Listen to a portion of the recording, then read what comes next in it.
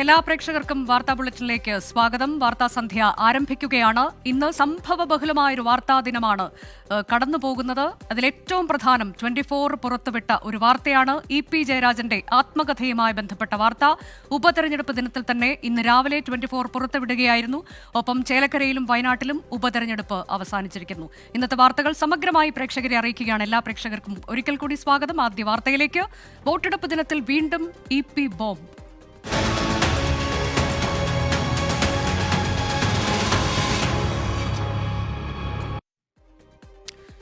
24 big exclusive.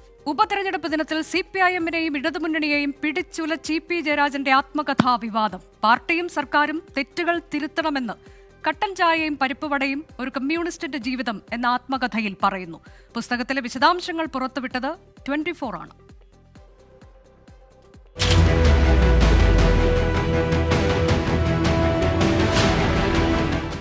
കട്ടൻ ചായയും പരിപ്പുവടയും ഒരു കമ്മ്യൂണിസ്റ്റിന്റെ ജീവിതം എന്ന പുസ്തകത്തിന്റെ കവർ ചിത്രം ഉൾപ്പെടെയാണ് 24 പുറത്തുവിട്ടത്.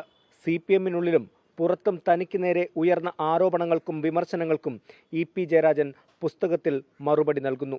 രണ്ടാം പിണറായി സർക്കാരിന്റെ പ്രവർത്തനത്തെ വിമർശിക്കുന്ന ഇ.പി. ജയരാജൻ CPIM ജനങ്ങളിൽ നിന്ന് അകന്നെന്നും തുറന്നടിക്കുകയാണ്. CPM-നുള്ളിൽ സ്വയം തിരുത്തൽ അനിവാര്യം. ഒന്നാം പിണറായി സർക്കാരിൽ ബന്ധുനിയമനത്തിന്റെ പേരിൽ താൻ വേട്ടയാടപ്പെട്ടു. എന്നാൽ പാർട്ടി മാധ്യമങ്ങൾ പോലും നിസ്സംഗത പാലിച്ചു. മന്ത്രിസ്ഥാനത്ത് തിരികെ എത്തില്ലെന്ന് പലരും കരുതിയെന്നും ഇ.പി. ദേശാഭിമാനിക്ക് വേണ്ടി സാന്റിയാഗോ മാർട്ടിനിൽ നിന്ന് സംഭാവന സ്വീകരിച്ചത് CPM നേതൃത്വത്തെ അറിയിച്ച ശേഷമാണ്. എന്നാൽ VS അച്യുതാനന്ദൻ ഉൾപ്പെടെ ഇത് തനിക്കെതിരെയുള്ള ആയുധമാക്കി. പാർട്ടി കമ്മിറ്റിയിൽ വൈദേകവുമായി ബന്ധപ്പെട്ട പി. ജയരാജന്റെ വിമർശനം വളച്ചൊടിച്ച് പുറത്തുവിട്ടത് ആരാണെന്ന് തനിക്കറിയാം. ലോക്സഭാ തെരഞ്ഞെടുപ്പിലെ പാർട്ടി സ്ഥാനാർത്ഥി നിർണയം പാളിയെന്നും കുറ്റപ്പെടുത്തൽ. ലോക്സഭാ തെരഞ്ഞെടുപ്പ് വേളയിൽ CPM-നുള്ളിലും സംസ്ഥാന രാഷ്ട്രീയത്തിലും ഏറെ കോളിളക്കമുണ്ടാക്കിയ BJP ബാന്ധവ ആരോപണത്തിലും ഇ.പി. ജയരാജൻ നിലപാട് വ്യക്തമാക്കുന്നുണ്ട്. തെരഞ്ഞെടുപ്പ് ദിവസം പ്രകാശ് ജാവദേക്കറെ കണ്ടെന്ന് തുറന്നു പറഞ്ഞത് പാർട്ടിയെ പ്രതിരോധത്തിലാക്കാതിരിക്കാൻ. എന്നാൽ പാർട്ടി തന്നെ മനസ്സിലാക്കിയില്ലെന്നാണ് ഇ.പിയുടെ പരിഭവം. 3 ഉപതെരഞ്ഞെടുപ്പും പാർട്ടിയും എന്ന അധ്യായത്തിൽ പറയുന്നുണ്ട്. പരാമർശങ്ങൾ വിവാദമായേക്കാമെന്നും അധ്യായത്തിന്റെ തുടക്കത്തിൽ പറയുന്നു. Doctor P. സരിന് അവസരവാദ രാഷ്ട്രീയമെന്നും PV അൻവർ വയ്യാവേലിയെന്നും ഇ.പി. ജയരാജൻ തുറന്നു വിമർശിക്കുന്നു. കഴിഞ്ഞ ലോക്സഭാ തെരഞ്ഞെടുപ്പ് ദിവസത്തിലാണ് പ്രകാശ് ജാവദേക്കറുമായുള്ള കൂടിക്കാഴ്ചയെക്കുറിച്ച് ഇ.പി. ജയരാജൻ തുറന്നു പറഞ്ഞത്. ഇന്ന് ഉപതെരഞ്ഞെടുപ്പ് നടക്കുന്ന ദിവസം അക്കാര്യത്തിലുള്ള വിശദീകരണവും ആത്മകഥയിലൂടെ ഇ.പി. തുറന്നു പറയുകയാണ്. എന്തായാലും ഇ.പിയുടെ പുസ്തകം രാഷ്ട്രീയ കേരളത്തിൽ വലിയ ചർച്ചയാകുമെന്നുറപ്പ്. കോട്ടയത്ത് നിന്ന് അരുൺ നീണ്ടൂരിനൊപ്പം ടോബി ജോൺസൺ, 24. വാർത്തയോടുള്ള ഇ.പി. ജയരാജന്റെ പ്രതികരണം എങ്ങനെയായിരുന്നു? പുസ്തകം പ്രസിദ്ധീകരിക്കാൻ ആരെയും ചുമതലപ്പെടുത്തിയിട്ടില്ലെന്നും DC ബുക്സിനെതിരെ നിയമ നടപടി സ്വീകരിക്കും എന്നുമാണ് വാർത്തയോട് ഇ.പി. ജയരാജൻ പ്രതികരിച്ചത്. പുറത്തുവന്ന വിവരങ്ങളിൽ അന്വേഷണം ആവശ്യപ്പെട്ട് ഇ.പി. ജയരാജൻ DGPക്ക് പരാതി നൽകി.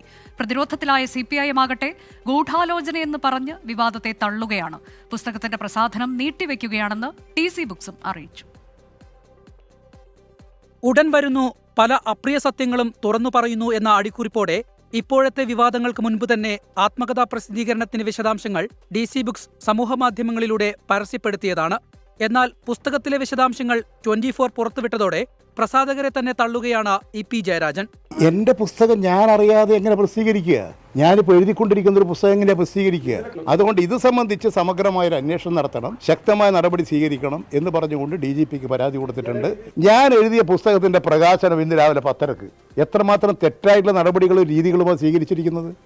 ഗുരുതരമായ ക്രിമിനൽ കുറ്റമാണത്. DC ബുക്സിനെതിരെ നിയമ നടപടി സ്വീകരിക്കാനാണ് ഇ.പി. ജയരാജന്റെ തീരുമാനം. എന്നാൽ പുസ്തകം പ്രസിദ്ധീകരിക്കുമെന്ന് DC ബുക്സ് വ്യക്തമാക്കുന്നുണ്ട്. സാങ്കേതിക പ്രശ്നം മൂലം പ്രസാധനം കുറച്ചു ദിവസത്തേക്ക് നീട്ടിവെക്കുന്നുവെന്നാണ് DC ബുക്സിന്റെ വിശദീകരണം. വോട്ടെടുപ്പ് ദിനത്തിലെ വിവാദത്തെ സംശയത്തോടെയാണ് CPIM കാണുന്നത്. ഇ.പി. ജയരാജൻ പറഞ്ഞത് വിശ്വസിക്കുന്നുവെന്ന് നേതാക്കൾ. വിവാദങ്ങൾക്ക് പിന്നിൽ ഗൂഢാലോചനയെന്ന പ്രതികരണം. പാർട്ടിക്കെതിരായ ഗൂഢാലോചന ഉൾപ്പെടെയുള്ള പ്രശ്നങ്ങൾ വേറെ ചർച്ച ചെയ്യാം. ഇതിപ്പോൾ ഈ പുസ്തകവുമായിട്ട് ബന്ധപ്പെട്ട ഗൂഢാലോചനയാണല്ലോ പറഞ്ഞത് ജയരാജൻ. അത് വെച്ച് ആവശ്യമായ നിലപാട് സ്വീകരിക്കട്ടെ. അതുപോലെ കേസ് കൊടുക്കുന്നതിനെ പറ്റിയും ജയരാജൻ പറഞ്ഞു കഴിഞ്ഞിട്ടുണ്ട്. ഞങ്ങൾക്ക് ഇതിൻ്റെ അകത്ത് ഒരു കാര്യവും പറയാനില്ല. പാർട്ടിക്ക് ഇതിൽ കൃത്യമായ ധാരണയുണ്ട്. സഖാവ് ജയരാജൻ തന്നെ പറഞ്ഞ ഉത്തരവാണ്. ഒരു തരത്തിലും ഞാൻ എഴുതിയതോ ഞാൻ പറഞ്ഞതോ ഞാൻ പ്രസിദ്ധീകരിക്കാൻ കൊടുത്തതോ എൻ്റെ പുസ്തകത്തിന്റെ ഭാഗമായിട്ടല്ല. വിവാദങ്ങളെ തള്ളുമ്പോഴും പാർട്ടിയെ പ്രതിസന്ധിയിലാക്കിയ ആത്മകഥയിലെ തുറന്നുപറച്ചിലുകൾ CPIM പരിശോധിച്ചേക്കും. പാർട്ടി പരിശോധിക്കുമോ എന്ന ചോദ്യങ്ങളിൽ നിന്ന് നേതാക്കൾ ഒഴിഞ്ഞുമാറി. News desk 24. ഇന്നത്തെ പ്രധാനപ്പെട്ട വാർത്ത, മറ്റൊരു വാർത്ത. വയനാട്ടിലും ചേലക്കരയിലും ഉപതെരഞ്ഞെടുപ്പ് നടക്കുന്നു എന്നുള്ളതാണ്. ഇപ്പോൾ പോളിംഗ് സമയം അവസാനിച്ചിരിക്കുന്നു. പക്ഷേ ചേലക്കരയിൽ നിന്ന് വരുന്ന വാർത്ത, വോട്ടെടുപ്പ് സമയം അവസാനിച്ചിട്ടും പുലാക്കോട് 88-ാം നമ്പർ ബൂത്തിൽ തിരക്കാണ് എന്നതാണ്. നിരവധി പേർ വോട്ട് ചെയ്യാനായി കാത്തു നിൽക്കുകയാണ്. സമയം അവസാനിച്ചതോടെ ക്യൂവിലുണ്ടായിരുന്നവരെ അകത്താക്കിയ ശേഷം പോലീസ് ഗേറ്റ് അടച്ചു. സൂരജ് സജീവ് വിശദാംശങ്ങളുമായി. സൂരജ്, വലിയ തിരക്കാണോ 6 മണി കഴിഞ്ഞിട്ടും അവിടെ കാണാൻ കഴിയുന്നത്? അനുജ, വൈകുന്നേരം 5 മണി മുതൽ തന്നെ ഞാനിപ്പോൾ നിൽക്കുന്ന ഈ പിലാക്കോട് 88-ാം നമ്പർ ബൂത്തിൽ വലിയ തിരക്കായിരുന്നു അനുഭവപ്പെട്ടിരുന്നത്. അതായത് ഇതിൽ പ്രധാനമായും ചൂണ്ടിക്കാണിച്ചിരുന്നത് ഇവിടെ രാവിലെയൊക്കെ ഈ പകൽ സമയത്തെല്ലാം ഈ മന്ദഗതിയിലായിരുന്നു പോളിംഗ് മുന്നോട്ട് പോയത് എന്നുള്ളതാണ് പറഞ്ഞിരുന്നത്. പക്ഷേ 5 മണിയോടുകൂടി തന്നെ ഈ ജനത്തിരക്കേറിയതോടുകൂടി പിന്നീട് ഈ വേഗത്തിൽ ഈ വോട്ടെടുപ്പിന്റെ നടപടിക്രമങ്ങൾ വേഗത്തിലാക്കി. ഇതോടുകൂടിയാണ് ഈ ക്യൂവിലുണ്ടായിരുന്ന വലിയ നീണ്ട ക്യൂ ആയിരുന്നു. ആ ക്യൂവിലുണ്ടായിരുന്നവർക്ക് വേഗത്തിൽ വോട്ട് ചെയ്യാൻ സാധിച്ചത്. 6 മണിയോടുകൂടി ഈ വോട്ടിംഗ് സമയം അവസാനിക്കുന്ന സമയത്ത് 50-ലധികം പേർ ഇത്തരത്തിൽ വോട്ട് ചെയ്യാൻ ഇവിടെ ഉണ്ടായിരുന്നു. അവർക്കെല്ലാവർക്കും പോലീസ് ഗേറ്റ് അടച്ച് പ്രത്യേക പാസ് അടക്കം നൽകിക്കൊണ്ട് ഈ ക്യൂവിൽ നിന്നവർക്ക് നിലവിൽ വോട്ട് ചെയ്യാനുള്ള എല്ലാ സൗകര്യവും ചെയ്തിട്ടുണ്ട്. ഇപ്പോൾ ദൃശ്യങ്ങളിൽ കാണുന്നത് അവസാനത്തെ ആളും ഇതിനകത്തേക്ക് കയറാൻ നിൽക്കുന്നു. അതിനകത്ത് പ്രത്യേക ഇരിപ്പിടങ്ങൾ സജ്ജീകരിച്ചുകൊണ്ട് ഈ പുറത്തു നിന്ന ആളുകളെല്ലാം തന്നെ ഇപ്പോൾ ഈ പോളിംഗ് ബൂത്തിനകത്തേക്ക് കയറ്റിയിട്ടുണ്ട്. എന്തായാലും ഇവിടെയും ഏകദേശം ഈ പോളിംഗ് നടപടികൾ അവസാനിച്ചു വരുന്നു എന്നുള്ളതാണ്. 10 മിനിറ്റ് കൊണ്ട് തന്നെ ഇവിടത്തെയും പോളിംഗ് നടപടികൾ അവസാനിക്കും. എന്തായാലും നമുക്ക് ഒടുവിൽ ലഭിക്കുന്ന കണക്ക് പ്രകാരം ഈ 70-നടുത്തേക്ക് 70 കടന്നു ഈ ചേലക്കരയിലെ പോളിംഗ് എന്നുള്ളതാണ് നമുക്ക് മനസ്സിലാക്കാൻ കഴിയുന്നത്. എല്ലാ മണ്ഡലത്തിലും 60% മുകളിലേക്ക് ഈ വോട്ടിംഗ് ശതമാനം ഉയരുകയും ചെയ്തിട്ടുണ്ട്. എന്തായാലും ഈ തെരഞ്ഞെടുപ്പിൽ ഉടനീളം നമ്മൾ കണ്ട ആ വീറും വാശിയും ഇന്ന് ഈ വോട്ടെടുപ്പ് ദിനത്തിൽ നമുക്ക് പ്രകടമാകുന്നു എന്നുള്ളത് തന്നെയാണ് ഈ ചേലക്കരയുടെ വിവിധ മേഖലകളിൽ നിന്ന് നമുക്ക് ലഭിക്കുന്ന വിവരം. അനുജ, പുലാക്കോട് മണ്ഡലത്തിലെ 88-ാം നമ്പർ ബൂത്തിലാണ് 6 മണി കഴിഞ്ഞിട്ടും നിരവധി പേർ വോട്ട് ചെയ്യാനായി കാത്തു നിൽക്കുന്നത്.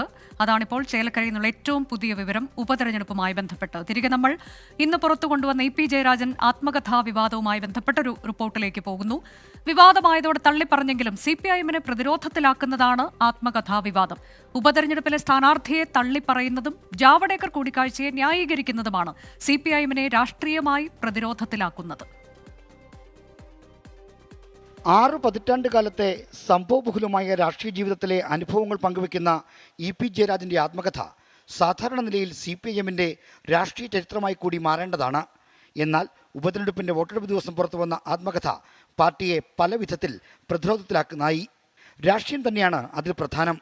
കോൺഗ്രസിൽ വിമത ശബ്ദമുയർത്തിയ നേതാവിനെ ഒറ്റരാത്രി കൊണ്ട് മറികടനം ചാടിച്ച് പാലക്കാട് സ്ഥാനാർത്ഥിയാക്കിയതിനെ ചോദ്യം ചെയ്യുന്നത് മറ്റാരുമല്ല, പാർട്ടി കേന്ദ്ര കമ്മിറ്റി അംഗം ഇ.പി. ജയരാജൻ തന്നെ. 20-ന് വോട്ടെടുപ്പ് നടക്കുന്ന പാലക്കാട്ട് ഇത് വൻതോതിൽ പ്രചരണ വിഷയമാകുമെന്ന് ഉറപ്പാണ്. BJP കേരള പ്രഭാരി പ്രകാശ് ജാവ്ദേക്കറുമായി കൂടിക്കാഴ്ച നടത്തിയതിനെ വീണ്ടും ന്യായീകരിക്കുന്നതാണ് ഇ.പിയുടെ ആത്മകഥ CPIM-നുണ്ടാക്കുന്ന മറ്റൊരു രാഷ്ട്രീയ പ്രതിസന്ധി. മുഖ്യമന്ത്രിയും ബിനോയ് വിശ്വവും പരസ്യമായി തിരുത്തിയ 5 BJP സ്ഥാനാർത്ഥികൾ മികച്ചവരാണെന്ന പ്രസ്താവനയും ആത്മകഥയിൽ ന്യായീകരിക്കുന്നുണ്ട്. അതും ഉപതെരഞ്ഞെടുപ്പ് വേളയിൽ CPIM-നെ രാഷ്ട്രീയമായി പ്രതിരോധത്തിലാക്കുന്നു. രാഷ്ട്രീയമായി മാത്രമല്ല, ഇ.പിയുടെ ആത്മകഥ സംഘടനാപരമായും CPIM-നെ പ്രശ്നത്തിലാക്കുന്നുണ്ട്. മുന്നണി കൺവീനർ സ്ഥാനത്ത് നിന്ന് മാറ്റിയ തീരുമാനത്തെ ചോദ്യം ചെയ്യുന്നതാണ് ഇതിൽ ഗുരുതരമായ കാര്യം. കേന്ദ്ര കമ്മിറ്റിയിൽ ചർച്ച ചെയ്യാതെ നടപടി സ്വീകരിച്ചുവെന്ന ആത്മകഥയിലെ പരാമർശം പാർട്ടി തീരുമാനത്തെ പരസ്യമായി തള്ളുന്നതിന് തുല്യമാണ്. ലോട്ടറി രാജാവിൽ നിന്ന് മുഖപത്രത്തിനു വേണ്ടി പണം കൈപ്പറ്റിയത് പാർട്ടി ചർച്ച ചെയ്തതാണെന്ന പരാമർശമാണ് മറ്റൊരു തലവേദന. ദേശാഭിമാനി ജനറൽ മാനേജറായിരുന്ന ഇ.പി. ജയരാജന് ജാഗ്രത കുറവ് സംഭവിച്ചു എന്ന് വിലയിരുത്തി ആ സ്ഥാനത്ത് നിന്ന് നീക്കിയ സംഭവത്തിലാണ് ആത്മകഥ പുതിയ ഭാഷ്യം ചമയ്ക്കുന്നത്. ഇതും ഫലത്തിൽ പാർട്ടി തീരുമാനം തള്ളിപ്പറയലാണ്. ഏരിയ തലത്തിലേക്ക് കടന്ന പാർട്ടി സമ്മേളനങ്ങളിൽ ഇത് വൻതോതിൽ ചർച്ചയാകും. പുസ്തകം ഇടുന്നത് അറിയിക്കേണ്ടതില്ലെങ്കിലും പ്രസിദ്ധീകരിക്കുന്നത് അറിയിക്കാത്തത് പാർട്ടി രീതികൾക്ക് നിരക്കുന്നതല്ല. കേന്ദ്ര കമ്മിറ്റി അംഗമായി തുടർന്നുകൊണ്ടിരിക്കെ ഇ.പി. ഇത്തരമൊരു ഉദ്യമത്തിൽ തുനിഞ്ഞതും പാർട്ടി നേതൃത്വത്തെ അമ്പരപ്പിച്ചിട്ടുണ്ട്. 24 തിരുവനന്തപുരം. പാലക്കാട്ടെ LDF സ്ഥാനാർത്ഥി ഡോക്ടർ പി സരൻ അവസരവാദി എന്നാണ് ആത്മകഥയിൽ ഇ.പി. ജയരാജന്റെ വിമർശനം. PV അൻവർ വയ്യാവേലിയാണെന്ന് വിമർശനമുണ്ട്. എന്നാൽ ഇ.പി. ജയരാജൻ അങ്ങനെ പറയുമെന്ന് വിശ്വസിക്കുന്നില്ല എന്നാണ് ഇരുവരുടെയും പ്രതികരണം. സഖാവ് ഇ.പി. ജയരാജന്റെ അഭിപ്രായം ഒരു പക്ഷേ അദ്ദേഹം ഇങ്ങനെ പറഞ്ഞിട്ടുണ്ടെങ്കിൽ അത് നിഷേധിച്ചു എന്നാണ് ഞാൻ മനസ്സിലാക്കുന്നത്. ഏതെങ്കിലും തെറ്റിദ്ധാരണ പേരിൽ അദ്ദേഹം അറിയാതെ വന്ന ഏതെങ്കിലും ഒരു വാക്കിൽ അങ്ങനെ നിങ്ങൾ ആരോപിക്കപ്പെടുന്ന അർത്ഥമാണ് കണ്ടെത്തേണ്ടതെങ്കിൽ അദ്ദേഹം തന്നെയാണ് അത് ക്ലാരിഫൈ ചെയ്യേണ്ടത്. അദ്ദേഹം ക്ലാരിഫൈ ചെയ്തു എന്നാണ് ഞാൻ മനസ്സിലാക്കുന്നത്. എൻ്റെ സ്വന്തം ജ്യേഷ്ഠനെ പോലെയുള്ള ഒരു വ്യക്തി കൂടിയാണ് ഇ.പി. മുഖ്യമന്ത്രിയുടെ പൊളിറ്റിക്കൽ സെക്രട്ടറി P. ശശിയുടെ ഓപ്പറേഷനാണ്. ഇ.പി. ഈ കാര്യങ്ങൾ ഏൽപ്പിച്ചിട്ടുള്ള ഇ.പിയുടെ വിശ്വസ്തനായിട്ടുള്ള ഒരു വ്യക്തി ഉണ്ടാവും. വ്യക്തിയെ ഈ പറയുന്ന P. ശശിയും ടീമും അത് ഹൈജാക്കിയത് അദ്ദേഹത്തെ പർച്ചേസ് ചെയ്തിട്ടുണ്ടാവും. 24 വാർത്ത പുറത്തു വന്നതിന് പിന്നാലെ EP ജയരാജന്റെ ആത്മകഥ രാഷ്ട്രീയ ആയുധമാക്കി പ്രതിപക്ഷം. പുസ്തകം ഇന്ന് പ്രസിദ്ധീകരിക്കാതിരിക്കാൻ DC ബുക്സിന് മുഖ്യമന്ത്രിയുടെ ഓഫീസിൽ നിന്ന് സമ്മർദ്ദമുണ്ടായി എന്നാണ് പ്രതിപക്ഷ നേതാവ് VD സതീശന്റെ ആരോപണം. EP ജയരാജനെ പിന്തുണച്ച് BJPയും രംഗത്തെത്തി. EP ജയരാജന്റെ ആത്മകഥയിലെ വിശദാംശങ്ങൾ 24 പുറത്തുവിട്ടതിന് പിന്നാലെ EP-യുടെ വിമർശനങ്ങൾ ഏറ്റെടുത്ത് പ്രതിപക്ഷം. രണ്ടാം പിണറായി സർക്കാരിനെതിരെയും പാലക്കാട്ടെ LDF സ്ഥാനാർത്ഥി ഡോക്ടർ P. സരിനെതിരെയും EP ഉയർത്തിയ വിമർശനങ്ങൾ പ്രതിപക്ഷം ശരിവെക്കുന്നു. ഇന്ന് പുസ്തകം പ്രസിദ്ധീകരിക്കാതിരിക്കാൻ മുഖ്യമന്ത്രിയുടെ ഓഫീസിൽ നിന്ന് സമ്മർദ്ദമുണ്ടായെന്നും ആരോപണം. BJP-യിൽ സ്ഥാനാർത്ഥിത്വം ചോദിച്ചു പോയ ഒരാളെ CPM-ന്റെ സ്ഥാനാർത്ഥിയാക്കി പാലക്കാട് അവതരിപ്പിച്ചതിൽ CPM-ൽ കലാപമാണ് എന്ന് ഞങ്ങൾ പറഞ്ഞതിന്റെ അടിവരെയാണ് EP ജയരാജൻ തന്റെ ആത്മകഥയിലൂടെ ഇട്ടിരിക്കുന്നത്. ഉമ്മൻചാണ്ടിയെ വേട്ടയാടിയ പിണറായി വിജയന് കാലം നൽകുന്ന മറുപടിയാണ് EP ജയരാജനെന്ന് KPCC അധ്യക്ഷൻ K. സുധാകരൻ. EP ജയരാജന്റെയും CPIM-ന്റെയും വിശദീകരണം രണ്ടു വഴിക്കാണ്. 3 ഘട്ടങ്ങളിൽ ഉമ്മൻചാണ്ടിയെ അവർ പരാമർശിച്ച് അപമാനിക്കാൻ ശ്രമിച്ചതിനുള്ള തിരിച്ചടിയാണ് ശ്രീ EP ജയരാജന്റെ ഈ ആത്മകഥ എന്ന് പറയാതിരിക്കാൻ നിർവാഹമില്ല. പിന്നെ EP-യുടെയും അതുപോലെ തന്നെ CPM-ന്റെയും വിശദീകരണം തന്നെ യുക്തിസഹമല്ല. രണ്ടും രണ്ടു വഴിക്കാണ്. വിവാദത്തിൽ EP ജയരാജനെ പിന്തുണയ്ക്കുകയാണ് BJP. പറഞ്ഞതിൽ EP ജയരാജൻ ഉറച്ചു നിൽക്കണമെന്ന് സംസ്ഥാന അധ്യക്ഷൻ K. സുരേന്ദ്രൻ. EP പറഞ്ഞു വച്ചിരിക്കുന്ന കാര്യങ്ങൾ നോക്കിയാൽ അധികാരവും സമ്പത്തും ഒരു കുടുംബത്തിലേക്ക് കേന്ദ്രീകരിക്കുന്നതാണ് ഇപ്പോൾ CPM നേരിടുന്ന ഏറ്റവും വലിയ പ്രതിസന്ധി. പാലക്കാട്ടെ ഉപതെരഞ്ഞെടുപ്പ് പ്രചാരണത്തിലും വിഷയം സജീവ ചർച്ചയാക്കാനാണ് പ്രതിപക്ഷ നീക്കം. News desk 24. ഇനി ഉപതെരഞ്ഞെടുപ്പുമായി ബന്ധപ്പെട്ട വാർത്തകളിലേക്ക്. വയനാട്ടിലും ചേലക്കരയിലും മികച്ച polling. Keralappor powered by KLM മാക്സിവ ഗോൾഡ് ലോൺ. പുരോഗതിയുടെ ആനന്ദം എല്ലാവർക്കും. Cosponsored by Bhima jewels 100th anniversary super surprise.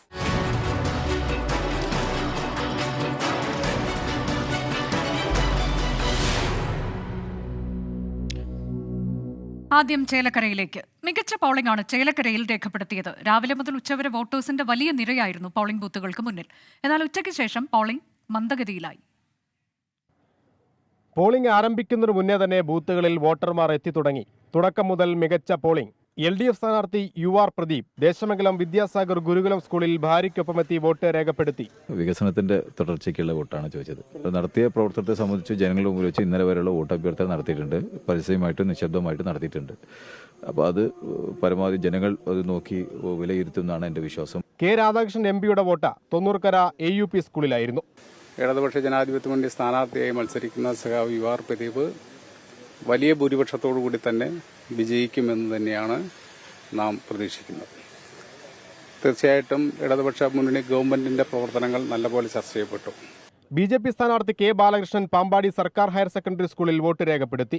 ഈ ചേലക്കര ഇന്നും ഏറ്റവും പിന്നോക്കം നിൽക്കുന്ന ഒരു മണ്ഡലമായി മാറിയതിന്റെ അമർഷം ഇവിടുത്തെ ചേലക്കരക്കാർക്കുണ്ട്. അതിനാൽ BJPക്ക് വിജയിക്കാനുള്ള സാധ്യത സാഹചര്യം എല്ലാം ഇവിടെ ഉണ്ട്.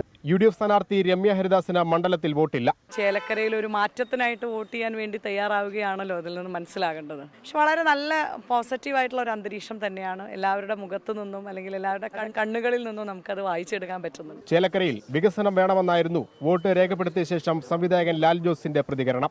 ഉപതെരഞ്ഞെടുപ്പ് ഒഴിവാക്കാമായിരുന്നെന്നും ലാൽ ജോസ്. ഉപതെരഞ്ഞെടുപ്പുകൾ ഇപ്പോൾ ഒരാൾ മരിച്ചുപോയാൽ ഉപതെരഞ്ഞെടുപ്പ് വേണം. അല്ലാത്ത ഉപതെരഞ്ഞെടുപ്പുകൾ ഒഴിവാക്കാൻ എല്ലാ രാഷ്ട്രീയ കക്ഷികളും ശ്രമിക്കേണ്ടതാണെന്നാണ് എൻ്റെ അഭിപ്രായം. അത് അനാവശ്യ അല്ലെങ്കിൽ അധിക ചെലവാണെന്നാണ് എനിക്ക് തോന്നുന്നത്. 3.5 ആഴ്ചയോളം നീണ്ട പ്രചരണത്തിനൊടുവിലാണ് ചേലക്കരയിൽ ഉയർന്ന പോളിംഗ് രേഖപ്പെടുത്തിയത്.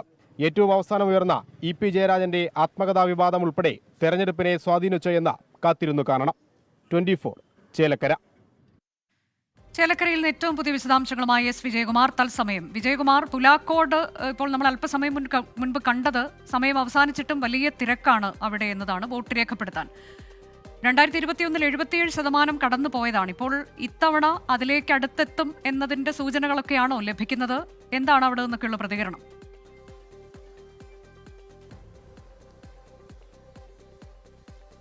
അനുജ, ഏറ്റവും ഒടുവിലത്തെ കണക്ക് ഈ ഘട്ടത്തിൽ വന്നിട്ടില്ല. പക്ഷേ 74% എത്തിയിട്ടുണ്ട് 6 മണിയോടെ അനൌദ്യോഗികമായി എന്നാണ് നമുക്ക് ലഭ്യമാകുന്ന വിവരങ്ങൾ. തെരഞ്ഞെടുപ്പ് കമ്മീഷന്റെ ഔദ്യോഗിക വിവരം ഇനിയും വന്നിട്ടില്ല. 90 കരയിൽ ക്യൂ ഉണ്ട്. തളി മേഖലയിലും ബൂത്തുകളിൽ ഇപ്പോഴും ക്യൂ ഉണ്ട്. 100-ലധികം വോട്ടർമാർ ക്യൂ നിൽക്കുന്ന 2 ബൂത്തുകളുണ്ട് എന്നാണ് മനസ്സിലാക്കാൻ കഴിയുന്നത്. അവിടെ വോട്ടെടുപ്പ് പുരോഗമിക്കുകയാണ്. ഗേറ്റ് ക്ലോസ് ചെയ്ത ശേഷം ക്യൂവിൽ ഉണ്ടായിരുന്നവർക്ക് ടോക്കൺ കൊടുത്ത് അവരിപ്പോൾ വോട്ട് ചെയ്യാണ്. ഈ മണ്ഡലത്തിലെ 2-3 ബൂത്തുകളിൽ മാത്രമേ 6 മണിക്ക് ശേഷം പോളിംഗ് നടന്നിട്ടുള്ളൂ എന്ന വിവരം കൂടി ഇപ്പോൾ വരുന്നുണ്ട്.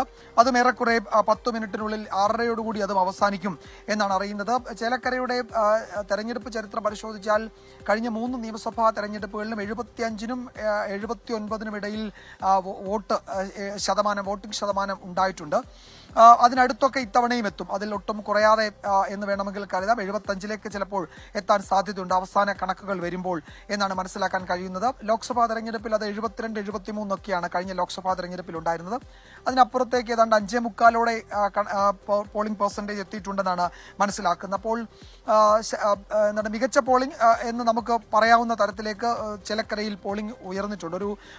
ഒരു പൊതു തെരഞ്ഞെടുപ്പല്ല, ഒരു ഉപതെരഞ്ഞെടുപ്പാണ്. ആ ഉപതെരഞ്ഞെടുപ്പിലും ഇത്രയും നന്നായി ആളുകൾ വോട്ട് രേഖപ്പെടുത്തി എന്നത് ചേലക്കരയിലെ രാഷ്ട്രീയ പാർട്ടികളുടെ പ്രവർത്തനത്തിന്റെയും അതിനോട് വളരെ ക്രിയാത്മകമായി ചേലക്കരയിലെ വോട്ടർമാർ പ്രതികരിച്ചു എന്നതിന്റെയും കൂടി സൂചനയാണ്. ചേലക്കര നമുക്കറിയാം 28 ദിവസം നീണ്ട വളരെ സജീവമായ തെരഞ്ഞെടുപ്പ് പ്രചാരണ ദിവസങ്ങളായിരുന്നു ചേലക്കരയിൽ ഉണ്ടായിരുന്നത്. തുടക്കത്തിൽ വളരെ മന്ദഗതിയിലായിരുന്നു ചേലക്കരയിലെ പ്രചാരണ ദിവസം തുടങ്ങിയത്. പക്ഷെ പിന്നീട് വളരെ ചടുലമായി യഥാർത്ഥത്തിൽ ശക്തമായ രാഷ്ട്രീയ പോരാട്ടം, അടിയൊഴുക്കുകളും ഒക്കെ കാണുന്ന രാഷ്ട്രീയ പോരാട്ടം നടക്കുന്നത് ചേലക്കരയിൽ തന്നെയാണ്. പാലക്കാടും വയനാടും ഉള്ളതിനേക്കാൾ രാഷ്ട്രീയ പോരാട്ടം അതിശക്തമായും ചേലക്കരയിൽ നടക്കുന്നുണ്ട്. അതിന് ഒരു കാരണം കൂടിയുള്ളത് കഴിഞ്ഞ ഒരു 1/4 നൂറ്റാണ്ടായി ഒരു പാർട്ടിയുടെ ഇടതുമുന്നണിയുടെ ഒരു വലിയ കോട്ടയായി, ഒരു പൊന്നാപുരം കോട്ടയായി ചേലക്കരയെ അവർ കൊണ്ടു നടക്കുകയാണ്.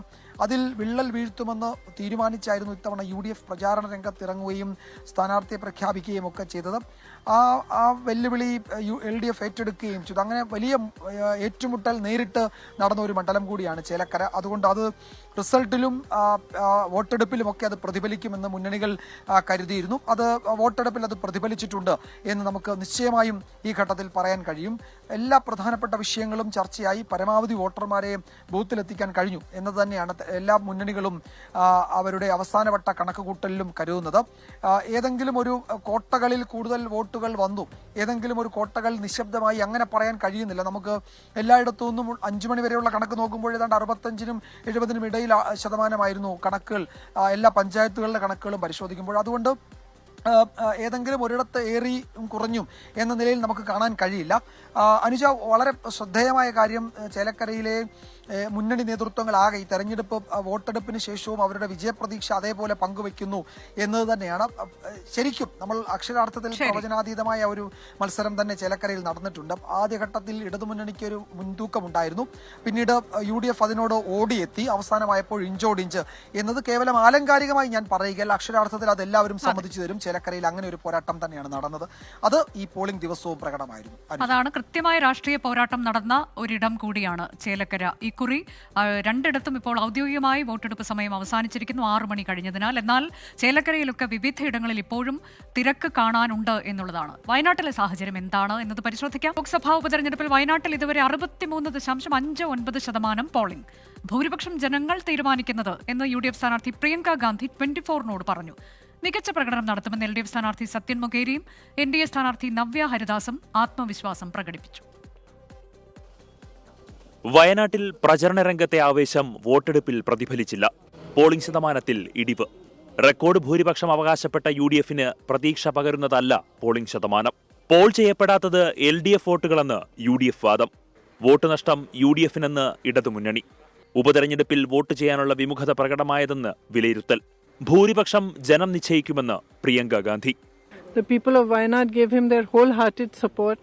They encouraged him. They gave him the strength to carry on, and I think they gave him the strength to do the Bharat Jodo Yatra. So I think it's for us, we are very grateful. No, I don't have any such expectation. Whatever the people decide is good for me. Vote വർധനയെന്ന പ്രതീക്ഷയിലാണ് LDF. ശക്തമായ ഒരു പ്രതിഷേധം ഉയർന്നു വന്നിട്ടുണ്ട്. അത് ഈ തെരഞ്ഞെടുപ്പ് പ്രതിഫലിക്കും. മികച്ച പ്രകടനം ഉറപ്പെന്ന് BJP. BJPയുടെ നിശ്ചയിച്ചിട്ടുള്ള വോട്ടുകൾ കംപ്ലീറ്റ് പോളായി കഴിഞ്ഞിട്ടുണ്ട്. ഈ 62% ആയിട്ടുള്ളെങ്കിലും BJPയുടെ വോട്ടിൽ ഒരു ഇടിവും ഇതുവരെ വന്നിട്ടില്ല. പോളിംഗ് ശതമാനത്തിലെ കുറവ് മുന്നണികളുടെ കണക്കുകൂട്ടലുകൾ തെറ്റിക്കുന്നുണ്ട്. 24 വയനാട്. വയനാട്ടിൽ ഞങ്ങളുടെ പ്രതിനിധികൾ ദീപക് ധർമ്മടവും ഹാഷ്മി താജ് ഇബ്രാഹിം തത്സമയം. ആദ്യം ദീപക് ധർമ്മടത്തിലേക്ക്. ദീപക്, ഇപ്പോൾ നമുക്ക് വയനാട്ടിൽ നിന്ന് വരുന്ന വാർത്തകൾ പോളിംഗ് ശതമാനം കുത്തനെ ഇടിഞ്ഞിട്ടുണ്ട് എന്നുള്ളതാണ്. ഒരുപക്ഷെ ഈ രാഷ്ട്രീയ പാർട്ടികൾ പ്രതീക്ഷിക്കാത്ത തരത്തിലേക്കൊരു ഇടിവുണ്ടായിട്ടുണ്ട് എന്നാണോ മനസ്സിലാക്കേണ്ടത്? ചേലക്കരയിലൊക്കെ ഇപ്പോഴും പല ബൂത്തുകളിലും നീണ്ട ക്യൂ കാണാനുണ്ട് എന്നതാണ്. വയനാട്ടിൽ അങ്ങനെയുള്ള കാഴ്ചകളൊന്നും ഇല്ല എന്നാണോ? എങ്ങനെയാണ് ഈ പോളിംഗ് ശതമാനം കുറഞ്ഞതിനെ വിവിധ രാഷ്ട്രീയ കക്ഷികൾ നോക്കിക്കാണുന്നത്? അനുജ, അത്തരമൊരു വിലയിരുത്തലിലേക്ക് നമ്മൾ പോകേണ്ടി വരും. കാരണം ഒന്ന്, അടിച്ചേൽപ്പിക്കപ്പെട്ട തെരഞ്ഞെടുപ്പ്, ഒരു വലിയ ദുരന്തം ഏറ്റുവാങ്ങിയ ഭൂമി. അതുകൊണ്ട് തന്നെ ഇവിടെ ഞങ്ങൾ വോട്ട് ചെയ്തില്ലെങ്കിലും കുഴപ്പമില്ല എന്ന ഒരു ധാരണയിലേക്ക് ഒരു വിഭാഗം എത്തി എന്ന് വേണം നമുക്ക്. കാരണം ഏറ്റവും ഒടുവിൽ ഇപ്പോൾ പുറത്തു വന്ന പോളിംഗ് ശതമാനം 64.27 ഇത് വലിയ കുറവാണ്. കാരണം 80-ൽ നിന്നും നേരത്തെ രാഹുൽ ഗാന്ധിയുടെ ആദ്യ തെരഞ്ഞെടുപ്പിൽ നിന്നും 73-ലേക്ക് ഇടിഞ്ഞു. അത് കഴിഞ്ഞ് ഇപ്പോൾ ഇത് ഏതാണ്ട് ഒരു 65-ലോ 66-ലോ പോയി നിൽക്കുമെന്ന സൂചനയാണ് ലഭിക്കുന്നത്. അങ്ങനെ നോക്കുമ്പോൾ വയനാട്ടിലെ ജനങ്ങൾ ഈ കാടടച്ചുള്ള പ്രചരണത്തോട് മുഖം തിരിഞ്ഞു ഒരു വിഭാഗമെങ്കിലും എന്ന് നമുക്കൊരു രാഷ്ട്രീയ വിലയിരുത്തലിലേക്ക് എത്തേണ്ടി വരും. കാരണം വയനാട്ടിൽ വലിയ രാഷ്ട്രീയ പോരാട്ടമൊന്നും ഉണ്ടായിരുന്നില്ല എന്നുള്ളതും വസ്തുതയാണ്. പ്രചാരണ ഘട്ടത്തിൽ ഒരിടത്തും പ്രിയഗാന്ധി രാഷ്ട്രീയം പറഞ്ഞ് വോട്ട് പിടിച്ചിട്ടില്ല. മറ്റൊന്ന്, അല്പമെങ്കിലും രാഷ്ട്രീയം പറഞ്ഞത് ഇടതുമുന്നണിയാണ്. BJPയും രാഷ്ട്രീയമല്ല പറഞ്ഞത്. കേന്ദ്രം കൊണ്ടുവരാൻ പോകുന്ന വികസനങ്ങൾ, അതുപോലെ തന്നെ ബന്ദിപ്പൂർ വനമേഖലയിലൂടെയുള്ള രാത്രിയാത്രാ നിരോധനങ്ങൾ, ഇത്തരം കാര്യങ്ങളാണ്. പക്ഷേ ഇതിനെല്ലാം തന്നെ മറിച്ച് ചോദിക്കാൻ എല്ലാ മുന്നണികളോടും വയനാട്ടുകാർക്ക് അനവധി ചോദ്യങ്ങളുണ്ട്. UDFനോട് ചോദിച്ചത് ബന്ദിപ്പൂർ വനമേഖലാ പ്രശ്നം പരിഹരിക്കാൻ കർണാടകത്തിൽ ഇപ്പോൾ UDF കോൺഗ്രസ് സർക്കാരല്ലേ എന്നുള്ളതായിരുന്നു. എന്നാൽ BJPയോട് ചോദിച്ചു, കഴിഞ്ഞ തവണ നിങ്ങളല്ലേ അവിടെ ഭരിച്ചത് എന്ന്. ഈ ചോദ്യങ്ങൾക്കെല്ലാമുള്ള ഉത്തരമാണ് ഈ പറയുന്ന വോട്ടിംഗ് ശതമാനത്തിലെ കുറവെന്ന വിലയിരുത്തലിലേക്ക് അതിൻ്റെ ഒരു സൂചനയായി നമുക്ക് കണക്കാക്കാൻ സാധിക്കും. മറ്റൊന്ന്, ഈ ബൂത്ത് ലെവൽ ഓഫീസർമാർ വോട്ട് ചെയ്യാൻ ജനങ്ങളെ അനുവദിക്കുന്നില്ല എന്ന പരാതി LDF മുന്നോട്ട് വെച്ചിട്ടുണ്ട്. പ്രത്യേകിച്ചും ജീവിച്ചിരിക്കുന്നവർ മരിച്ചു എന്ന് പറഞ്ഞ് വോട്ട് ചെയ്യാൻ അനുവദിക്കാത്ത പരാതിയുമായി CPIM രംഗത്തെത്തിയിട്ടുണ്ട്. ഏതായാലും ഈ ശതമാന കണക്കുകൾ കാണിക്കുന്നത് ഈ ദുരന്തഭൂമിയിൽ ദുരന്തം ബാധിച്ചത് മേപ്പാടി പഞ്ചായത്തിൽ മാത്രമാണ്. പക്ഷേ എന്നാൽ മറ്റു മണ്ഡലങ്ങളിൽ പോലും ഈ പ്രിയങ്ക ഗാന്ധിയുടെ കാടടച്ചുള്ള പ്രചരണം, താര ക്യാമ്പയിനുകൾ നടന്നു. എല്ലാ ദേശീയ നേതാക്കളും രംഗത്തെത്തി. പക്ഷേ അതുകൊണ്ടൊന്നും ജനം വോട്ട് ചെയ്യാൻ പോളിംഗ് ബൂത്തിലേക്ക് വരാൻ, ജനാധിപത്യത്തിൻ്റെ ഉത്സവത്തിനെ ആഘോഷമാക്കാൻ എല്ലാ ജനങ്ങളും തയ്യാറായില്ല എന്ന വിലയിരുത്തലാണ് നമുക്ക് ഈ ഘട്ടത്തിൽ, ഈ മണിക്കൂറിൽ നമുക്ക് 6:32 ഈ സമയത്ത് നമുക്ക് എത്താൻ പറ്റുന്നത്. അനുജ, ഹാഷ്മി താജ് ഇബ്രാഹിം കൂടിയുണ്ട്. ഹാഷ്മി, ഇപ്പോൾ ഇതൊരു പക്ഷേ രാഷ്ട്രീയ കക്ഷികൾ ഇത്ര കുറയുമെന്നത് പ്രതീക്ഷിച്ച് കാണില്ല എന്ന് തോന്നുന്നു. പ്രിയങ്ക ഗാന്ധിയെ സംബന്ധിച്ച് ഭൂരിപക്ഷത്തിന്റെ കാര്യത്തിലൊക്കെയുള്ള തർക്കങ്ങൾ, അത് 5 ലക്ഷത്തിൽ കൂടും, 6 ലക്ഷത്തിന് മുകളിലേക്ക് പോകുമെന്നൊക്കെ പറയുന്നത് നമ്മൾ ഹാഷ്മിയോട് തന്നെ പലരും അഭിപ്രായ പ്രകടനം നടത്തുന്നത് ഒക്കെ നമ്മൾ കണ്ടതുമാണ്. ഇന്ന് പ്രിയങ്ക അത് ജനങ്ങൾ തീരുമാനിക്കും. പ്രത്യേകിച്ച് ഒരു കണക്കൊന്നും അവർ ദീപകിനോട് പറയാൻ തയ്യാറായിട്ടുമില്ല. ഇതിപ്പോൾ ഏതെങ്കിലും കോട്ടകൾ കേന്ദ്രീകരിച്ച്, നമ്മൾ ഈ മണ്ഡലങ്ങൾ കേന്ദ്രീകരിച്ച് ശതമാനക്കണക്ക് പരിശോധിക്കുമ്പോൾ അത് ആശങ്ക നൽകുന്നത് ആർക്കാണ്? LDFനാണോ, UDFനാണോ, അതോ NDAയുടെ ഒക്കെ പ്രതികരണം ഈ കാര്യത്തിലൊക്കെ എന്താണ്? ഉറപ്പായും അനുജ, ഇത് 3 മുന്നണികളെയും ഞെട്ടിക്കുന്ന ശതമാന കണക്ക് തന്നെയാണ്. ഇത്രത്തോളം കുറയുമെന്ന് ആരും പ്രതീക്ഷിച്ചിരുന്നതല്ല. ഇത് ആരുടെയെങ്കിലും ഏതെങ്കിലും കോട്ടകളിൽ പ്രത്യേക ചോർച്ച എന്നൊരർത്ഥം ഇതിനില്ല. ഏറിയും കുറഞ്ഞും ഒട്ടുമിക്കല്ല. ഏറനാട് 68.97% ഒഴിച്ചു നിർത്തിയാൽ ബാക്കി എല്ലാ സ്ഥലത്തും മാനന്തവാടിൽ 63.48 ഉള്ളൂ, സുൽത്താൻ ബത്തേരിൽ 62 ഉള്ളൂ, കൽപ്പറ്റയിൽ 65 ഉള്ളൂ, തിരുവമ്പാടിൽ 66, നിലമ്പൂർ 61, വണ്ടൂർ 64, അങ്ങനെ മൊത്തം 64.27 എന്നുള്ളതാണ് ഏറ്റവും ഒടുവിൽ വരുന്ന ശതമാന കണക്ക്. അത് പരമാവധി കൂടിയാൽ തന്നെ ഒരു 65-66 വരെ എത്തുന്നേ ഉള്ളൂ. അത് 3 മുന്നണികളെയും ഒരുപോലെ ഞെട്ടിക്കുന്ന, അവരെ ചിന്തിപ്പിക്കുന്ന, എന്താണ് സംഭവിച്ചെന്ന് ആദ്യപ്പെടുത്തുന്ന, ആകുലപ്പെടുത്തുന്ന കണക്കാണെന്ന കാര്യത്തിൽ ഒരു തർക്കം അക്കാര്യത്തില്ല. കാര്യം ഇവിടെ 80% അല്ലെങ്കിൽ 80-ന് മുകളിലേക്ക് എന്ന് പ്രതീക്ഷിച്ചത് UDF മാത്രമല്ല, അത് LDFും NDA ക്യാമ്പും ഒക്കെ 80% മുകളിലേക്ക് എന്ന് പ്രതീക്ഷിച്ചു. അതുകൊണ്ടാണ് നേരത്തെ പ്രിയങ്ക ഗാന്ധി ഒരു 5 ലക്ഷം ഭൂരിപക്ഷം, അല്ലെങ്കിൽ സത്യൻ മൊകേരി പിടിച്ച വോട്ടുകൾക്ക് മുകളിലേക്ക് ഒരു 4 ലക്ഷം വോട്ടെങ്കിലും LDF പിടിക്കുന്നു, കെ സുരേന്ദ്രൻ പിടിച്ച 1 ലക്ഷത്തി ചില്ലുവാനം വോട്ടുകൾക്ക് മുകളിലേക്ക് പിടിക്കുന്നു നവ്യ ഹരിദാസ് എന്നൊക്കെയുള്ള പ്രതീക്ഷകൾ പങ്കുവയ്ക്കാനുള്ള കാരണം അത് 80% മുകളിൽ. ഞാനിപ്പോൾ നിൽക്കുന്ന 98-ാം നമ്പർ ബൂത്തിലാണ്, NSS കൽപ്പറ്റയിലാണ്. ഇവിടെ 6 മണിയാകുമ്പോൾ തന്നെ ഓൾമോസ്റ്റ് എല്ലാം വൈൻഡപ്പ് ചെയ്തിരുന്നു. ഇവിടെ പോളിംഗ് മെഷീനുകളൊക്കെ കെട്ടി ബ്ലോക്ക് ചെയ്ത് ബാക്കി അതിൻ്റെ ഫൈനൽ പണികളൊക്കെ പൂർത്തിയാക്കി ഇലക്ഷൻ ഓഫീസർമാർ മടങ്ങാനുള്ള തയ്യാറെടുപ്പിന് എല്ലാം കഴിഞ്ഞു. എല്ലാ പണിയും കഴിഞ്ഞു. ഇനി സീൽ ചെയ്ത് പാക്ക് ചെയ്ത് 6 മണിയായപ്പോഴത്തേക്ക് വലിയ ക്യൂ ഒന്നും ഉണ്ടായിരുന്നില്ല. ഇല്ല, ഇവിടെ ക്യൂ ഉണ്ടായിരുന്നില്ല. പൊതുവെ കുറച്ച് കുറവായിരുന്നോ? കുറച്ച് കുറവായിരുന്നു. അപ്പോൾ അങ്ങനെ ഈ ബൂത്തിലെ മാത്രം അവസ്ഥയല്ല, എല്ലാ ബൂത്തിലെയും അവസ്ഥ ഇങ്ങനെ തന്നെയാണ്. ഉറപ്പായും അനുജ, ഇതെന്താണ് കാരണം എന്നുള്ളതിനെക്കുറിച്ചുള്ള സജീവ ചർച്ചകൾ അടുത്ത മണിക്കൂറിൽ തുടങ്ങാൻ പോകുന്നു. ഇപ്പോൾ തന്നെ തലപോയിച്ച് തുടങ്ങിയിരിക്കുന്നു. നമ്മൾ നേരത്തെ പറഞ്ഞതാണ്, രാവിലെ ഈ കൽപ്പറ്റ ഭാഗത്തെ ബൂത്തുകളിലൊക്കെ പോകുമ്പോൾ രാവിലെ തന്നെ ഒരു തണുപ്പൻ മട്ട് ഈ പറയുന്ന പോളിംഗ് ശതമാനത്തിലുണ്ടായിരുന്നു. അപ്പോൾ ഉച്ചയാകുമ്പോഴേക്കും പല ബൂത്തുകളിലും ആരുമില്ലാത്ത, ഇപ്പോൾ കൽപ്പറ്റയിലെ 3 ബൂത്തുകൾ നമ്മൾ ഉച്ചയ്ക്ക് പോകുമ്പോൾ ആ ബൂത്തുകളിൽ ആരുമില്ലാത്ത കാഴ്ച നമ്മൾ കണ്ടു. അപ്പോൾ അവിടെയുള്ളവർ പറഞ്ഞത് ഉച്ച കഴിയുമ്പോഴേക്കും ആളുകൾ കൂട്ടത്തോടെ ഇറങ്ങും എന്നുള്ളൊരു പ്രതീക്ഷ അവർ പ്രകടിപ്പിച്ചു. പക്ഷേ അതൊന്നും സംഭവിച്ചില്ല. ഉച്ച കഴിയുമ്പോഴും ഏതാണ്ട് സമാനം തന്നെയായിരുന്നു അവസ്ഥ. 6 മണിയാകുമ്പോഴേക്കും ബൂത്തുകൾക്ക് പുറത്ത്, ഞാനിപ്പോൾ നിൽക്കുന്ന ഈ ബൂത്തിൽ 6 മണിയാകുമ്പോഴേക്കും ഒരാൾ മാത്രമായിരുന്നു വോട്ട് ചെയ്യാൻ ബാക്കിയുണ്ടായിരുന്നത്.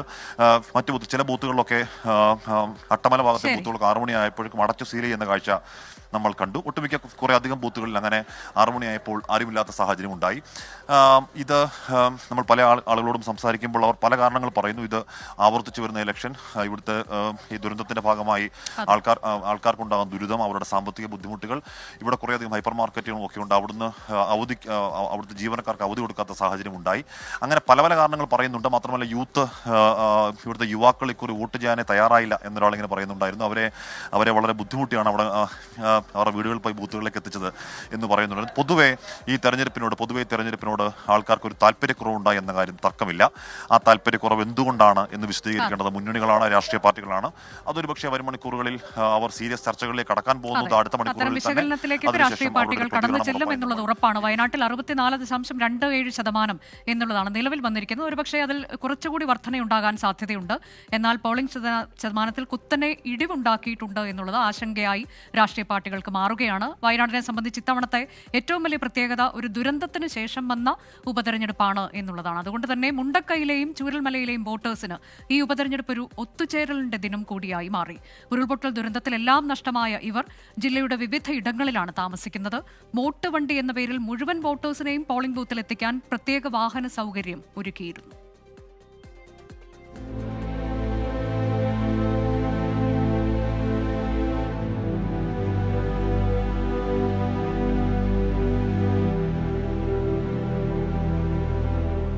ദുരന്തം വിതച്ച ദിനങ്ങൾക്കിപ്പുറം മൊയ്തീനിക്കയും ഷഹർബാനും ആദ്യമായാണ് പരസ്പരം കാണുന്നത്. കണ്ട സന്തോഷത്തിൽ എന്ത് പറയണമെന്നറിയാതെ കുറെ പൊട്ടിക്കരഞ്ഞു. പഴയ കഥകൾ പറഞ്ഞു, പുതിയ വിശേഷങ്ങൾ ചോദിച്ചറിഞ്ഞു.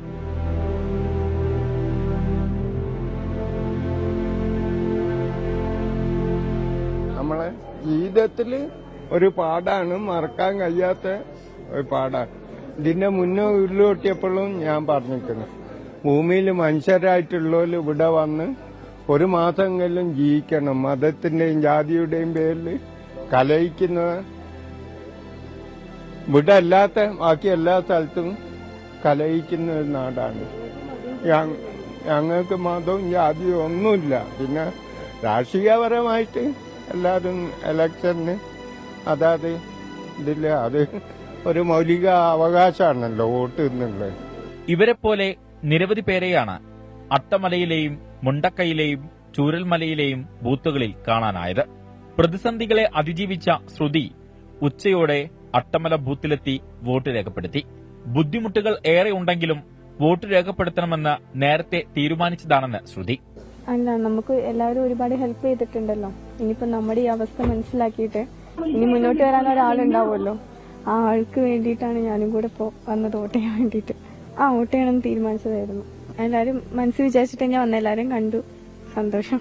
പരസ്പരം ആലിംഗനം ചെയ്തും ചുംബിച്ചും സ്വറ പറഞ്ഞും എല്ലാമാണ് ഓരോരുത്തരും ബൂത്തുകളിൽ നിന്ന് വീടുകളിലേക്ക് മടങ്ങിയത്. ജില്ലാ ഭരണകൂടം പ്രത്യേകം തയ്യാറാക്കിയ വോട്ട് വണ്ടിയിലാണ് ഈ ബൂത്തുകളിലെ വോട്ടർമാർ എത്തിയത്. വെളുത്ത റോസാപ്പൂക്കൾ നൽകിയാണ് ഇവരെ ഉദ്യോഗസ്ഥർ വരവേറ്റത്. ജാതിമത വേർതിരിവില്ലാതെ ഒരു കുടുംബം പോലെ കഴിഞ്ഞ ആയിരങ്ങളാണ് ഇന്ന് ഉരുൾപൊട്ടലിൽ വിവിധ ഇടങ്ങളിലായി കഴിയുന്നത്.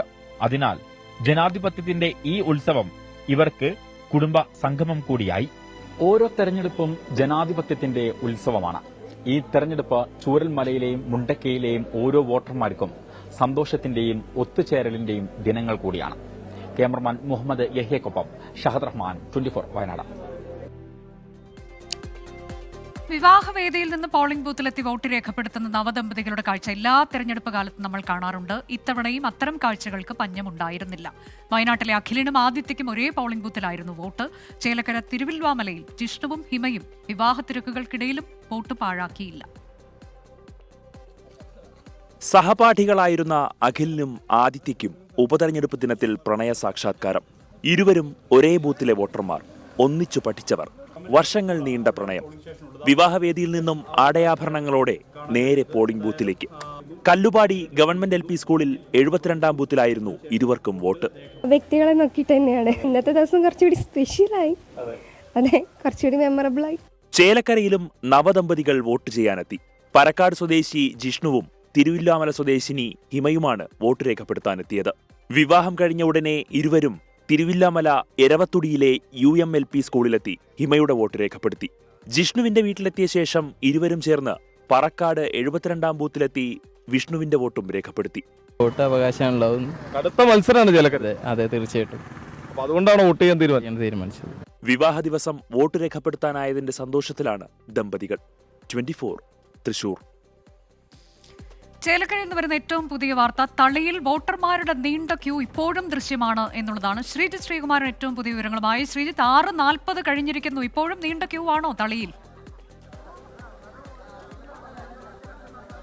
തീർച്ചയായും അനുജ, നമ്മൾ ദൃശ്യങ്ങളിൽ നമ്മുടെ ക്യാമറമാൻ വിപിൻ വേളി ആ ദൃശ്യങ്ങളാണ് പകർത്തുന്നത്. ഏതാണ്ട് 150ഓളം ആളുകൾ ഇപ്പോഴും ഈ ബൂത്തിനകത്തുണ്ട്. ഇതിൽ പ്രധാനപ്പെട്ട കാര്യം, ചേലക്കര നിയോജക മണ്ഡലത്തിലെ 7ാം നമ്പർ ബൂത്താണ് ഈ തളി മേഖല. ഇവിടെ സാധാരണ ഉച്ച സമയത്ത് തൊട്ടടുത്ത് നീണ്ട നെൽപ്പാടമാണ്, വലിയ വെയിൽ അടിക്കാറുണ്ട്. അതുകൊണ്ട് ഉച്ച സമയത്തൊന്നും അങ്ങനെ ആളുകൾ വന്ന് പൂർണ്ണമായ രീതിയിൽ ഇവിടേക്ക് വന്ന് വോട്ട് ചെയ്ത് പോകുന്ന ഒരു കാഴ്ച കാണാറില്ല. ഉച്ച സമയത്ത് പോളിംഗ് മന്ദഗതിയിലായിരിക്കും. എന്തായാലും ഏതാണ്ട് ഒരു 60% പോളിംഗ് നേരത്തെ തന്നെ പൂർത്തിയായിരുന്നു.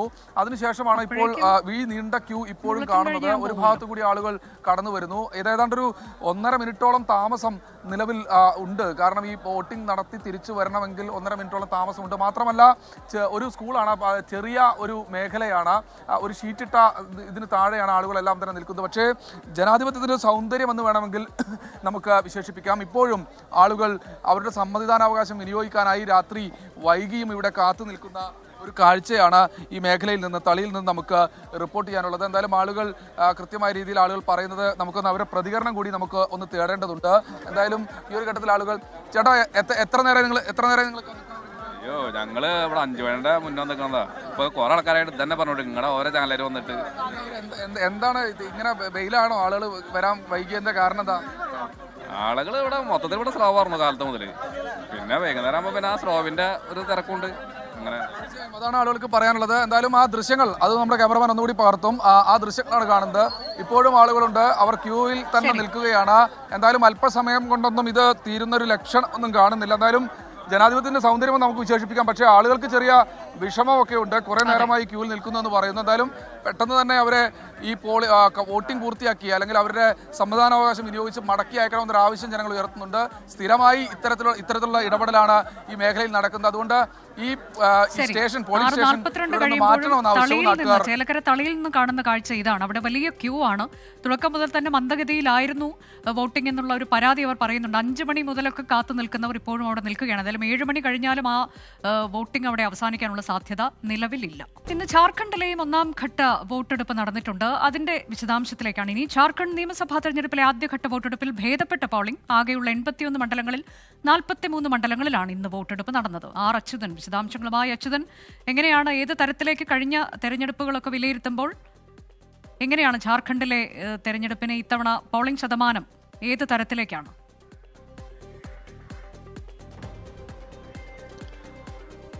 അനുജ, ജാർഖണ്ഡിലെ ആദ്യഘട്ട വോട്ടെടുപ്പ് അതിലൊരു കനത്ത പോളിംഗ് എന്നൊരിക്കലും പറയാൻ കഴിയില്ല. ഒരു ഭേദപ്പെട്ട പോളിംഗ് രേഖപ്പെടുത്തിയിരിക്കുന്നു. 5 മണിവരെയുള്ള കണക്കുകൾ പ്രകാരം 64.86 പോളിംഗ് ശതമാനമാണ് രേഖപ്പെടുത്തിയിരിക്കുന്നത്.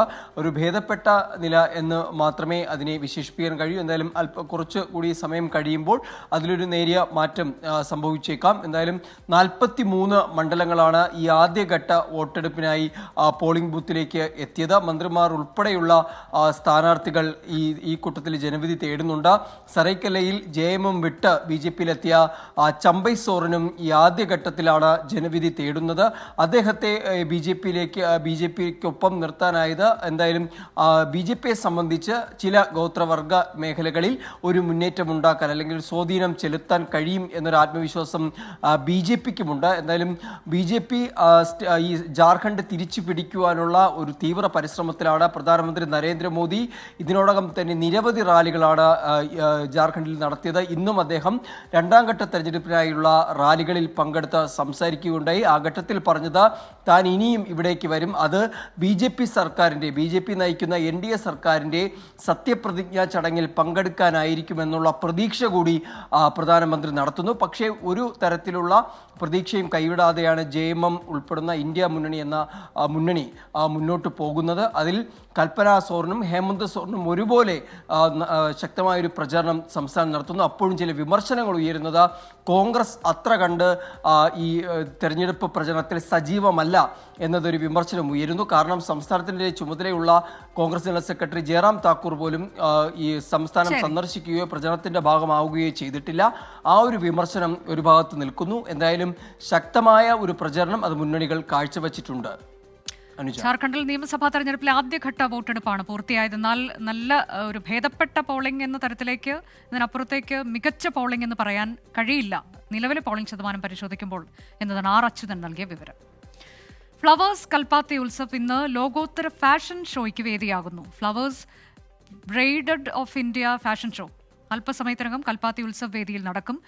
ഡോക്ടർ വിജയലക്ഷ്മിയും ജീവനും നയിക്കുന്ന മ്യൂസിക്കൽ നൈറ്റും ഇന്ന് അരങ്ങേറും. നിഖിൽ പ്രമേഷ് വിവരങ്ങളുമായി. നിഖിൽ, ഇന്നത്തെ പരിപാടികളൊക്കെ എങ്ങനെയാണ്?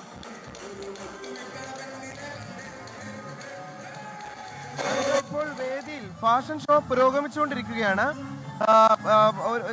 പാലക്കാട് ഇതുവരെ കണ്ടിട്ടില്ലാത്ത തരത്തിലുള്ള ഒരു ഫാഷൻ ഷോ ആണ് ഇപ്പോൾ പുരോഗമിച്ചുകൊണ്ടിരിക്കുന്നത്. അതോടൊപ്പം തന്നെ ഇന്നത്തെ അവതരിപ്പിക്കുന്ന ഡോക്ടർ വൈക്കം വിജയലക്ഷ്മിയും ജീവനും ചേർന്ന് അവതരിപ്പിക്കുന്ന ഒരു മ്യൂസിക്കൽ ഈവ് ഇന്ന് അരങ്ങേറുന്നുണ്ട്. അല്പസമയത്തിനകം മുതൽ ഈ ഫാഷൻ ഷോ പൂർത്തിയായ ഉടനെ തന്നെ ഈ മ്യൂസിക്കൽ ഈവ് ആരംഭിക്കും. അതിനു വേണ്ടിയിട്ടുള്ള വലിയ ഒരുക്കങ്ങൾ ഇതിനോടകം തന്നെ പൂർത്തിയായി കഴിഞ്ഞു. നിരവധി ആളുകൾ വൈക്കം വിജയലക്ഷ്മിയുടെ പ്രോഗ്രാം കാണുന്നതിന് വേണ്ടി ഇവിടേക്ക് എത്തിച്ചേർന്നിട്ടുണ്ട്. ഈ ഫാഷൻ ഷോ കാണുന്നതിനും വലിയ തിരക്കാണ് അനുഭവപ്പെടുന്നത്. കൽപ്പാത്തി ഉത്സവ് അതിന്റെ അവസാന ഘട്ടങ്ങളിലേക്ക് കടക്കുന്തോറും കൂടുതൽ പാലക്കാട്ടുകാർ ഏറ്റെടുക്കുന്ന ഒരു കാഴ്ചയാണ് നമുക്ക് കാണാൻ കഴിയുന്നത്.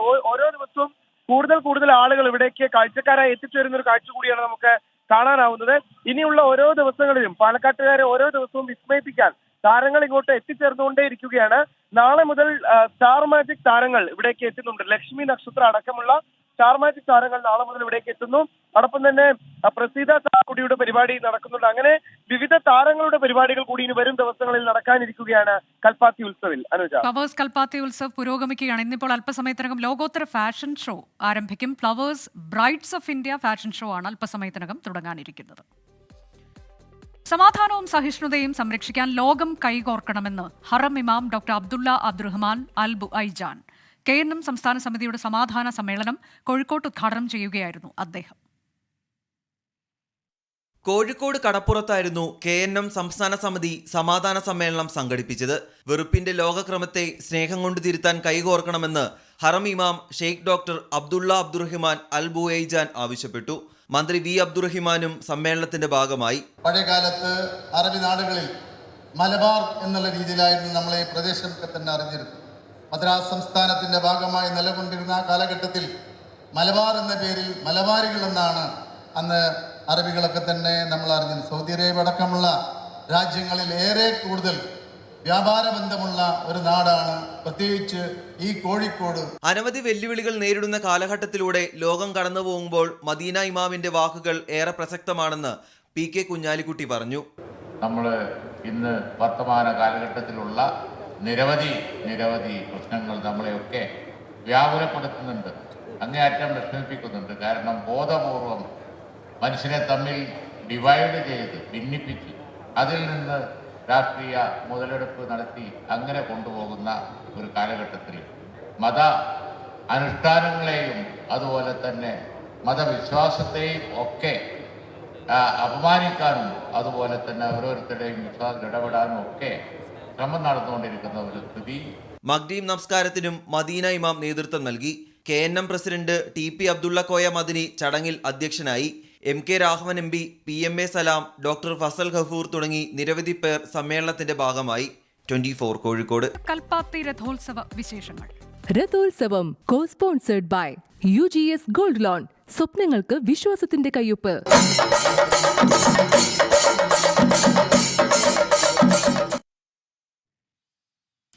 കൽപ്പാത്തി അഗ്രഹാര വീഥികളിൽ രഥപ്രയാണം തുടങ്ങി. ഒന്നാം തേരുത്സവത്തിൽ പുതിയ കൽപ്പാത്തി വിശാലാക്ഷി സമേത വിശ്വനാഥസ്വാമിയും ഗണപതിയും വള്ളി സമേത സുബ്രഹ്മണ്യനും തേരിലേറി. നൂറുകണക്കിന് പേരാണ് തേര് വലിക്കാൻ കൽപ്പാത്തിയിൽ എത്തിയത്. രഥപൂജകൾക്ക് ശേഷമാണ് ദേവതകൾ തേരിലേറിയത്. പുതിയ കൽപ്പാത്തി വിശാലാക്ഷി സമേത വിശ്വനാഥസ്വാമി ക്ഷേത്രത്തിലെ ശിവപാർവതിമാരും ഗണപതിയും വള്ളി സമേത സുബ്രഹ്മണ്യസ്വാമിയും തേരിലേറിയതോടെ ഒന്നാം തേരുത്സവത്തിന് തുടക്കമായി.